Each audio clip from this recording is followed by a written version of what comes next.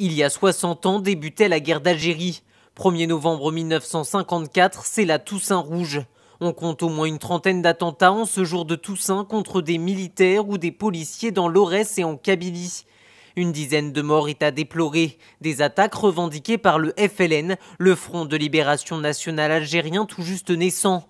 Dans un contexte de décolonisation mondiale, le mouvement prône l'indépendance du pays, divisé en départements français et n'hésite pas à utiliser la force. L'expression d'un point de vue peu relayé en France. Dès le 5 novembre, le gouvernement français envoie des renforts militaires en Algérie. Les hommes politiques français font preuve d'autorité. L'Algérie, c'est la France, des Flandres jusqu'au Congo. S'il y a quelques différences dans l'application de nos lois, partout la loi s'impose et cette loi est française, déclare François Mitterrand, alors ministre de l'Intérieur, le 12 novembre 1954. Le 24 novembre, il prône à son tour le recours à la force. Mais le désir d'indépendance des Algériens est bien plus profond. Les racines du conflit sont déjà visibles 10 ans auparavant, avec un massacre beaucoup plus meurtrier. Le 8 mai 1945, la France fête la capitulation nazie.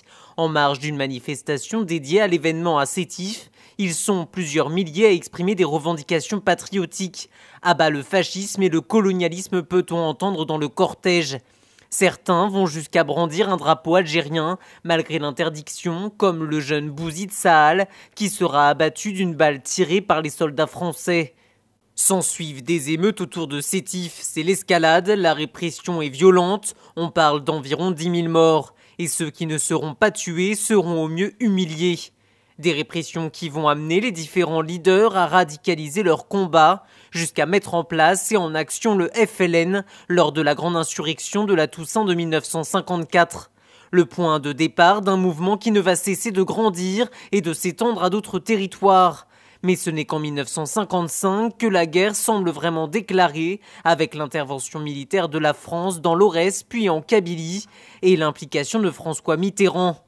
Il présente notamment un programme de réforme pour l'Algérie, la proclamation d'une guerre contre l'indépendance qui va durer près de 8 ans. Les accords d'Évian sont signés le 18 mars 1962 et adoptés par référendum le 8 avril. L'Algérie proclame son indépendance le 5 juillet 1962. Le coût humain est énorme, au moins 300 000 Algériens tués et plus de 27 500 soldats français.